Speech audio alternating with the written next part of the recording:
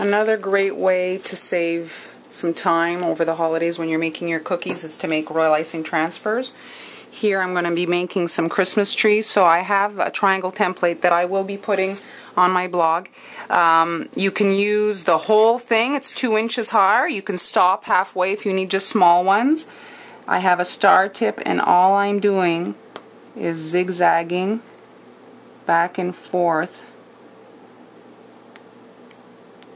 creating a tree shape. And while it's wet, if you want, you can sprinkle it with little rainbow sprinkles. Another way is to do circles, and so around.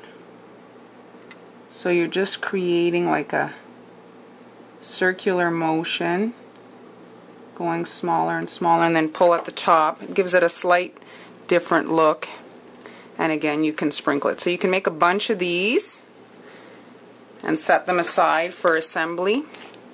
Here I'm going to make a small version of it just to show you. I'm starting a little bit higher up. If you're making mini little gingerbread house cookies, you could put this on the side. If you're making little winter scenes, you could add these. And you can make them in white if you wanted. Don't add the sprinkles. And then you could just airbrush them green. You could be making a whole bunch of different royal icing transfers and then color them the colors that you need. They sell these little mini cones at the grocery store, and it's a great way to build a Christmas tree to accent your holiday cakes and stuff. You could actually put one on a cupcake. So first off, you can actually cut with a knife to get it smaller. Okay, so if you don't want it this whole size, I always work on another cone to be able to hold it, not stick my fingers in the icing. And so I've got a tip in an 18 star, and you just start here. You see there's like a little lip. You can start right there and just have your icing connect, and then you're just wrapping the snake around the cone. Constant pressure so that your thing doesn't, so I got an air pocket there, but it didn't break. Keep going. I can feel that I'm running out of actual icing to be able to squeeze out. I'm just gonna make it here. Okay, and there we go, a cute little tree. I've seen these trees done in fondant. The thing is, this is a lot cheaper than a blob of fondant. There's some cones showing through, but it could look like the tree's, the wooden part of the tree.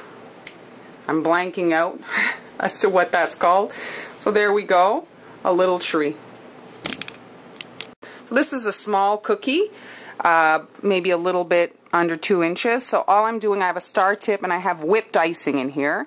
Not my usual consistency, but I want the star tip design to stay. And all I'm doing is I'm zigzagging my way up the cookie. Like that. There you go.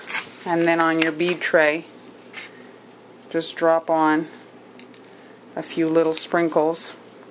These are accent cookies for little gingerbread houses I'm making, so they'll be perfect. I don't have to make myself crazy flooding and detailing. These will just, they'll be perfect. So here I just have some circles, black circles, to follow easily. And I put a piece of parchment paper on top, a small square, just so I could have them in small clusters. And I'm just building up a dot. So these dots could be used as snowman heads. You could airbrush them and then add swirls and make little candies with them. You could, use them, color them flesh toned and make Santas with them. Whatever you need. They're just little time savers.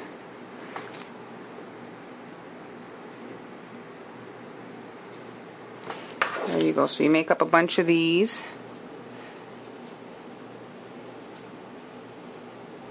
Just use the toothpick to make sure you're getting a nice dome. There you go. Here's the same thing, the same circles. I made them earlier, and then I added some little blush and some black dots, and I'll have these to add to my cookies when I'm actually in production of this order. And then I'll be able to add the little carrot nose. Here I created some little dots just for you to have something to follow if you need, but you can really eyeball it. Now you're just doing little tiny dots. These could be used as ornaments on Christmas tree cookies, as berries on holly cookies, you name it, little accents on gingerbread houses, doorknobs, whatever. So make a bunch of them, and then you can just come back with your toothpick and just heal the little bumps. So I really recommend that you only make like small amounts, I don't know, let's say 40 on each little piece of parchment paper separate, so that they can stay attached, and you can, with one color icing, so I'm making them all in white, okay?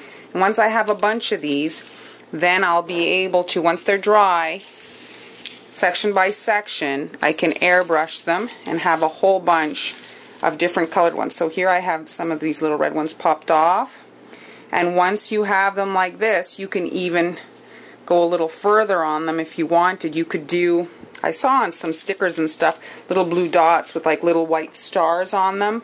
Or here on this red one, I'll just do one to show you. So on the red ones, I put in here a small 1.5 tip. And I'm starting on the outside of my circle of my little dot here. And then I'm going to just do a swirl on it. There we go. And that'll create a cute little kind of candy looking thing to accent. Maybe this could be your gingerbread man's buttons. Just little details to add to whatever project you're working on.